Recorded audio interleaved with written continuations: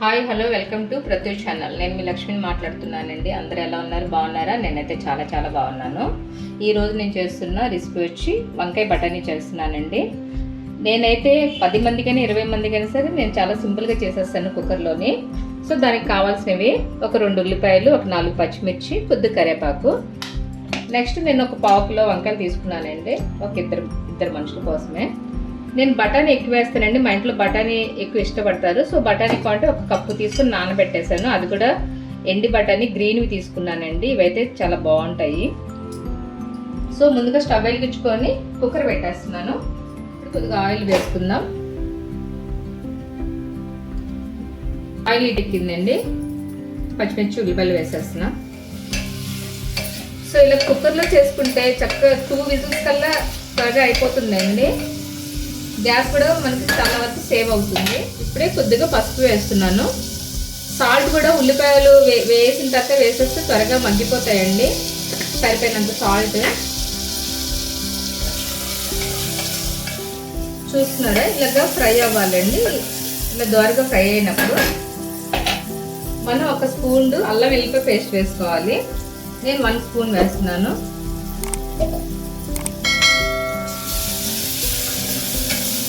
ఈ అల్లం వెల్లిపాయ పేస్ట్ అనేది పచ్చివాసన పోయేటప్పుడు ఫ్రై అవ్వాలండి. సో మీరు ఇంట్లో చుట్టాలు ఉండేటప్పుడు కూడా 10 మంది ఉన్నారనుకోండి, అప్పుడు కూడా మనం ఇలాగ కుక్కర్లో చేసేస్తే 2 మినిట్స్ కల్లా అయిపోతుందండి. కర్రీ అనేది చాలా ఈజీగా అయిపోతుంది. అల్లం వెల్లిపాయ పేస్ట్ కూడా వేగిపోయిందండి. నెక్స్ట్ మనం వంకాయలు వేసేసుకుందాం. వీటిలోనే బఠానీ కూడా వేసేద్దామండి.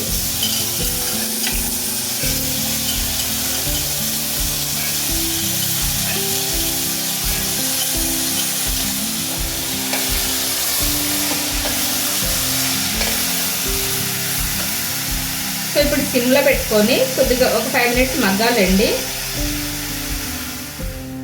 ఇప్పుడు మూత తీసి చూద్దామండి.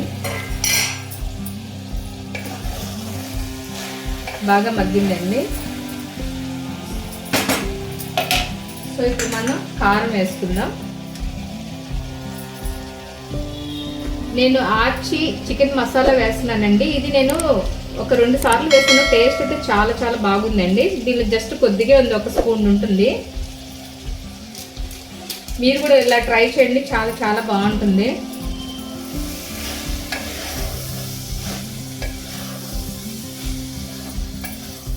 ఇప్పుడు దీనికి నేను ఒక 1/2 గ్లాస్ వాటర్ వేస్తున్నానండి.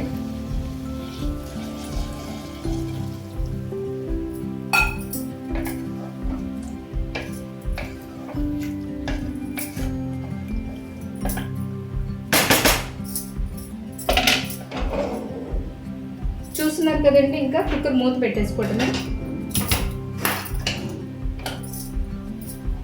హైలో ఉంచి ఒక 2 విజిల్స్ ఆపేయండి.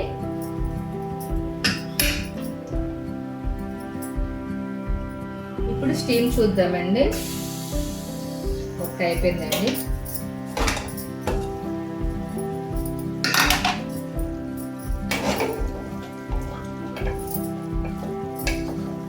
చూస్తున్నారండి, ఇంకా కొద్దిగా లైట్గా వాటర్ ఉంది కదా. మేమైతే ఇంకా కొద్దిగా చిక్కగా తింటాము. ఇలాగ గ్రేవీ లాగా ఇంకా లూజ్గా తినాలనుకునే వాళ్ళకి స్టవ్ ఆపేసుకోవచ్చు. నేను ఇప్పుడు కొద్దిగా స్టవ్ వెలిగిస్తాను.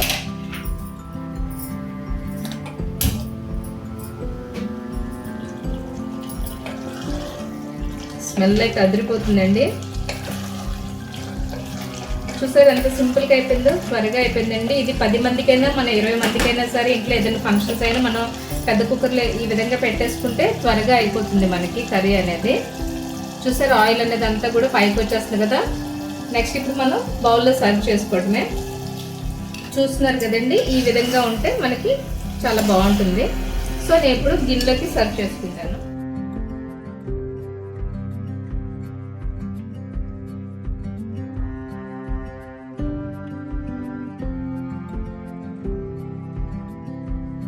చూస్తున్నారు కదండి, ఎంతో గుమగుమలాడే వంకాయ బఠానీ కర్రీ రెడీ అయిపోయింది. సో మీరు కూడా ఇలాగే చేసి ట్రై చేసి టేస్ట్ ఎలాగుంది మాకు కంపల్సరీగా చెప్పండి. మా ఛానల్కి మీ సపోర్ట్ అనేది ఎప్పుడు ఉండాలండి.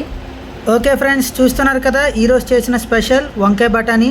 మీకు కనుక నచ్చినట్టయితే లైక్ చేయండి, షేర్ చేయండి, కమెంట్ చేయండి. అలాగే సబ్స్క్రైబ్ చేయడం మాత్రం మర్చిపోకండి.